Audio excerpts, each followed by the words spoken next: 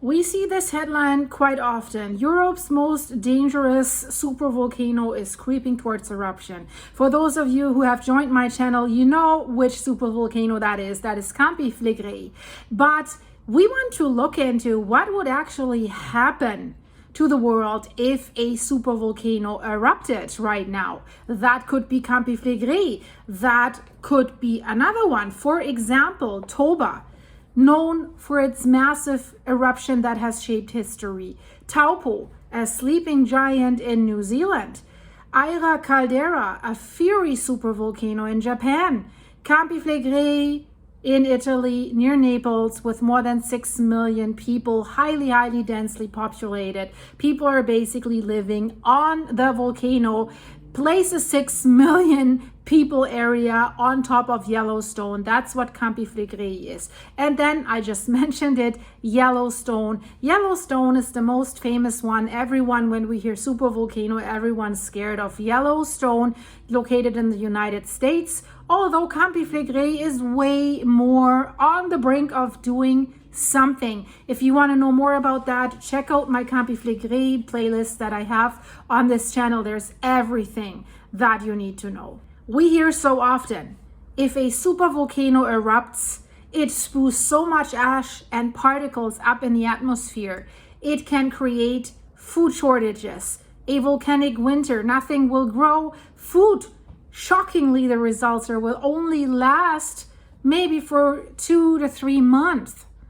So you really, if a supervolcano erupts, you have to imagine waking up in a world where summer never arrives. The sky is tinted with a strange orange glow. The ones that live in wildfire areas, you know how that looks. It's like an end of days scenario. It'll be so bad that crops refuse to grow. And also the air will become chilling. It's going to be cold, even in the summer, even in July and August. So this sounds like a scene from a post-apocalyptic movie or novel, but it's a real possibility and it has happened in the past. Many scientists assume that Campi Flegrei has wiped out the Neanderthals. So this is a real scenario. If we now have a supervolcanic eruption, a massive volcanic eruption, it could trigger a volcanic winter. So for weather enthusiasts, scientists, and everyday folks, this scenario is both fascinating and terrifying. And I'm sure I'm getting this banner underneath my video now that tries to educate about the sea change, but this has nothing to do with that. That will actually do the opposite. And I think the opposite. We're not prepared. We don't have underground greenhouses that would create enough food. We're absolutely not prepared for that. We're not even calculating this. We're just worried about the other version. But let's be clear. We have so many volcanoes on this earth. They will erupt and they will do something. So let's dive deeper into what could happen if we're suddenly thrown into the icy grip of a volcanic winter. When we're talking about Campi Flegrei, so many of you have commented underneath the videos. So what if it creates a supervolcanic eruption? What are the consequences and where are the consequences? And what exactly is a volcanic winter? It's not just a cold snap. I have made a video where they have found ice core samples. They have taken ice core samples in the Antarctica where they could see that there were layers of ashes that date back to supervolcanic eruptions. And they could trace them and said some of these volcanic winters lasted even 1,200 years. So we're not talking, yeah, no problem, 3 weeks of just dusty clouds like in a wildfire season. We're talking about a dramatic drop in global temperatures caused by massive volcanic eruptions. And when a supervolcano erupts, it blasts enormous, gigantic amounts of ash and sulfur dioxide in the upper layers of the atmosphere. And they're blocking out the sun because these particles, they form a veil that blocks the sunlight. And that cools the Earth's surface. And unlike regular winters, volcanic winters can last for years. Imagine or think of it, the Earth is putting a pair of blackout curtains over us and is refusing to open them. The most famous example is the eruption of Mount Tambora in 1815, which led to they call it the year without summer. It was a rare but powerful natural phenomenon that changed the course of history and can change the course of history again. So how does a supervolcano trigger this crisis? They are geological beasts, monstrosities, and when one explodes, it releases hundreds and thousands of cubic kilometers of ash and volcanic gases. These materials, they do not just fall to the ground, they do also fall to the ground, which makes things even worse because they cover the land and the crops and nothing's growing. But they climb high into the stratosphere where they can linger for a very, very long time, even years, several years. And then we're talking about sulfur dioxide, the gas that is emitted. It's especially important because it turns into tiny sulfide aerosols, and they are fantastic at reflecting sunlight back away from the planet. And this isn't just a local event. These particles can spread globally, and they can transform weather patterns on every continent of the world. So if a supervolcano like Yellowstone, like Campi Flegrei or Toba were to erupt right now, the entire world would feel the chill. There would be immediate atmospheric changes after the eruption. Within days of the eruption, the sky would darken noticeably. Ash clouds would circle the globe, and sunsets would become eerily beautiful, like painted with deep reds and purples. But this beauty hides the devastation, guys. It really does. The temperatures would begin to drop almost immediately. You know, we've seen this when there was a sun eclipse. The moment the sun is covered, you feel wind, you feel the chill, and then thankfully the sun is coming back pretty soon. But this is lasting. So especially in the northern hemisphere, you would feel the temperature drop drastically. Some regions might see a temperature decline of several degrees Celsius within weeks. The air could smell faintly of sulfur, and fine ash might coat surfaces, crops, farmland, making breathing harder for people with respiratory problems, causing engine problems, air travel. Air travel would be grounded probably worldwide due to ash hazards. That would further isolate communities. How do you get help if there's no food anymore? I've always said it, you know, this crazy war or wars that are going on everywhere. If Campi Flegrei has a supervolcanic eruption, that ends everything immediately. So how cold would it actually get? So don't expect just a chilly breeze. Some scientists estimate that global average temperatures could fall by 2 to 5 degrees Celsius, or even more in worst case scenarios. So in the first place, that doesn't sound like much. People say, well, if it's 2 to 5 degrees Celsius colder, I can live with that. But it's enough to turn summer into a long, bleak autumn.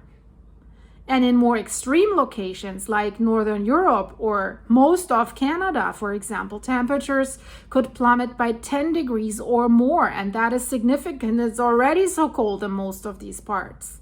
So frost could strike in the middle of July. Lakes might freeze earlier than ever before. I mean, imagine many areas around the world have a short growing season of 1 to 3 months only. So this drop would be felt within months, and it could persist for several years, making it hard for the world to recover quickly. We're talking about dark days. How much sunlight would we lose actually? Imagine your midday is looking like twilight actually. After a supervolcanic eruption, the sunlight could be slashed by 10 to 20% or even up to 60% near the eruption site. And we know crops need sunlight to thrive, but under these conditions, photosynthesis would slow dramatically, even maybe stop completely. And people would notice that. Many would also feel psychological impact from the perpetual dimness without the sun. Solar power, forget about it. Many countries rely on that more and more. So what do you do without energy? They would be compromised very, very quickly. That would lead to energy shortages, that would lead to people panicking, to looting, to absolute chaos. And really, the loss of sunlight is the most damaging factor or aspects of a volcanic winter. But the biggest blow would fall on the farms worldwide, on the world's farms. Crops are sensitive both to temperature and sunlight, and a volcanic winter could wipe out harvests in several key regions. From one day to the other, basically. Wheat, corn, rice yields could drop by 40% or more in the first year alone. Famine would become a real threat, especially in countries that are already food insecure. Livestock would suffer as well, with less pasture and less feed available. Price of food would skyrocket. Governments would scramble to prevent panic and hoarding, looting, and rioting. For many, a simple loaf of bread could become luxury. Really, this is a dark scenario, but even the neighbors or your friends that you like, they could come and get you, so to speak. It's really a grim prediction, but look at what happened in 2020, how the people were fighting over toilet paper. This shows you the human natures. Talking about global supply chains. Our world is very, very interconnected right now. A disaster in one region quickly ripples across the globe. Shipping lanes might close as ash clouds ground airplanes, disrupt ports. Fresh produce from distant countries would disappear from the grocery store. High-tech industries could be hit hard as rare materials become harder to transport. Medicine, fuel, and even clean water could become scarce in some areas because the ash, of course, falls into your reservoirs if you don't have a well or if they're not covered. The fragility of global supply chains would be exposed, forcing countries to rely on local resources more than ever, and they are probably not enough. Of course, human health. We need vitamin D. We need the sunlight to thrive. But our respiratory systems, psychological effects. So that volcanic ash isn't just a nuisance. It is a real health hazard for our animals as well. Fine particles can cause severe respiratory problems, especially for children, older people, or anyone with asthma or other respiratory problems. Hospitals might overflow with people suffering from breathing difficulties. There's also the risk of water contamination as the ash settles on lakes and rivers. Mental health could suffer too, as long, dark days and food shortages take a psychological toll.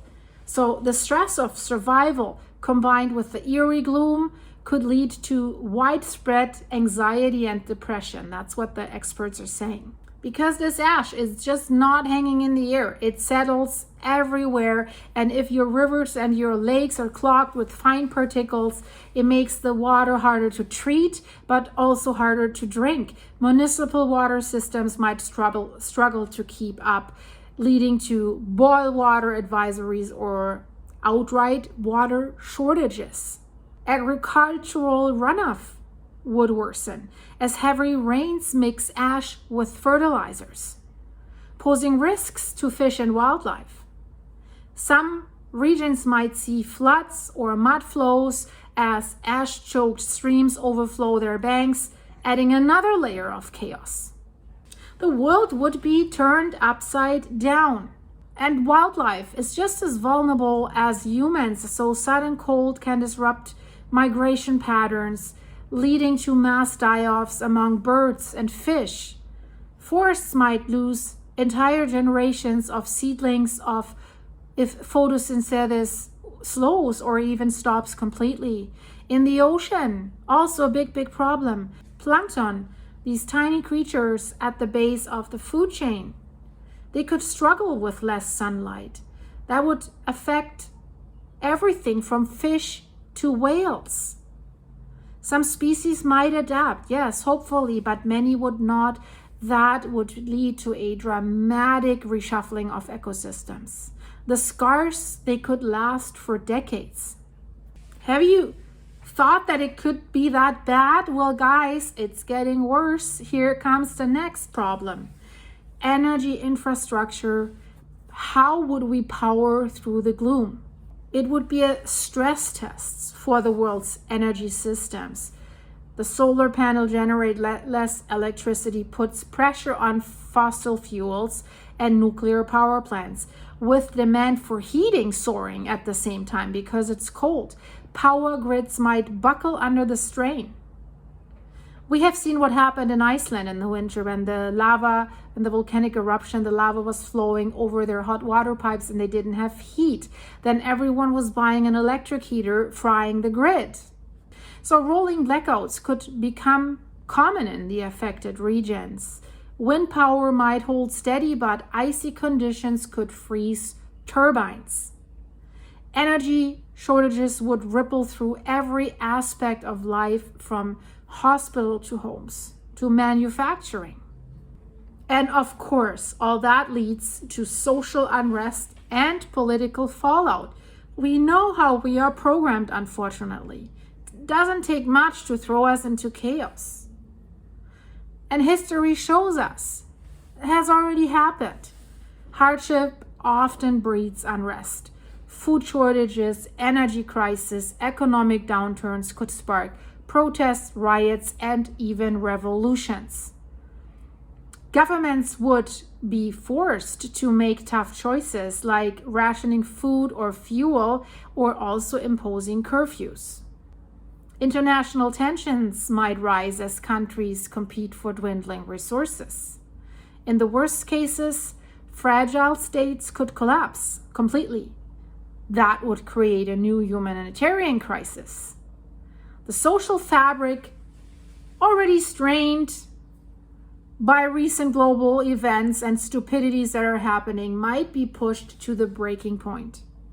So all this could lead to a global downturn. That's why it is so important to report and to watch that Campi Flegrei volcano at the moment. A volcanic winter could trigger a recession unlike anything seen in recent decades. Agricultural losses, supply chain disruption, energy shortages would tank the global GDP. Insurance companies might face record claims, while banks would struggle as business fails. Stock markets could crash, wiping out savings for millions of people. Recovery would be slow, with many industries taking years to bounce back. The economic pain would be felt everywhere, from Wall Street to the rural villages, everywhere. Of course, necessity is the mother of invention, and I wish they would invent it before they need to invent it. So a volcanic winter could spark a wave of innovation. Indoor vertical farms using artificial light might become common in cities. It's not common enough. Nobody's prepared. Genetic engineering could produce crops that tolerate cold and low light. Do I like that? No, I don't, but at least we should be prepared. Solar panels could be cleaned, repositioned to capture any available rays, but I don't think that would help much. Some countries might even try geoengineering, using technology to warm the planet or clear the skies. Right now they're doing the opposite. So these solutions would be expensive and controversial, but in a crisis, every option I'm sure will be on the table. But is anybody discussing this right now or preparing for this? Nope. They're not looking back into Earth's history because this has happened so many times. The lack of sunlight for the humans would disrupt sleep cycles, leading to fatigue, irritability. Seasonal depression would become a year-round problem. Constant struggle to find food and warmth would wear even the most resilient people down. Communities might come together for support, yes, hopefully, but isolation and despair would be widespread. And maybe you want to be isolated in an event like this because everyone otherwise would try to take your stuff. Yeah, they think that some artists, writers, musicians might find inspiration in the darkness, but for most, it would be a daily battle to remain even hopeful. We should take historical lessons from the year without a summer, because that is very recent in our times. 1816, Mount Tambora's eruption brought snow in June to New England and failed harvests across Europe. It led to widespread famine, disease outbreaks, and even inspired Mary Shelley's Frankenstein. Can you believe this? So these historical records offer a really chilling preview into what could happen. And it could happen quite soon if Campi Flegrei has a supervolcanic eruption. Yeah, technology has improved since 1816, but our global population is much larger and much more dependent on complex systems. Past shows us just how vulnerable we are to nature's fury. And again, we're not preparing for this. Despite advances in science, most countries are poorly prepared for a true volcanic winter. Emergency food reserves are limited and few governments have detailed plans in case of mass crop failure. Early warning systems can detect eruptions, but stopping the fallout is impossible. So some nations stockpile seeds and fuel, but what do you do with a seed if there's no sunlight, if it's too cold? You know, we've seen in 2020 that has exposed many weaknesses in disaster response, but if a supervolcano erupts, the challenges would multiply in a volcanic winter. Even if they did try to have a global cooperation, well, how do you do this logistically with maybe flight traffic down and everything like this? And then national interests could get in the way if food is short. So does the world choose solidarity or selfishness? I have a suspicion, and I guess you guys do too. So a supervolcanic eruption would cause not just a brief interruption. It can trigger long-lasting changes. Ice sheets might expand, leading to higher sea levels when they eventually melt again. Weather patterns could shift. Some regions would be getting wetter, others would get drier. The shock to agriculture and ecosystems could persist for decades, even after the skies clear. Scientists would study these changes for generations, trying to understand how one event could reshape the planet's future, because that's what it is. So what can you do as a family? How can you prepare for this? Well, surviving the effect of a supervolcanic eruption, it requires resilience and creativity. People might have to learn how to grow food indoors, conserve energy, share resources with neighbors. Communities could organize food banks and heating centers. Old skills like canning, sewing, and hunting. But how if this hits right now? It's too late. People would need to learn and prepare for that right now. Families need to adapt quickly, making tough choices what to prioritize. It's the preppers that will have the best situation. The ones that live far away from densely populated areas. Because let's be honest, what happens to these densely populated cities if there's no food? They're spreading out. And if you're nearby, they will raid you. History has shown that. So guys, let's hope that Campi Flegrei will not produce another companion Ignimbrite, how it's called. And let's hope all the other guys will stay silent too. They won't. We know that. Eventually, we will see that. Let's just hope that it's very far out. But Campi Flegrei, guys, we could see something. It is actually preparing for that. And some signs are very, very alarming. There's new studies every day that scientists are warning us we could be at the stage of a phreatic eruption, which not be a supervolcanic eruption, but that could make way for more. So check out my Campi Flegrei videos if you're interested in that, and if you want to prepare. And I hope you liked the video. If you want to support the channel, guys, buy me a coffee while there's still coffee available on my buymeacoffee.com/silky site, and leave me a message. I will answer with a video message, and you can video message me back. So yeah, buy me coffee and let's talk. And thank you so much for my members that are supporting this channel with a monthly membership. Thank you, guys. Welcome to all the new members, and thank you for all the supers here on YouTube. Be prepared. Prepare now while there's time, and be safe, but still enjoy your life. And hopefully I see you soon on this channel, and check out the videos in the end screen. Crazy stuff is going on. Thank you. Bye-bye.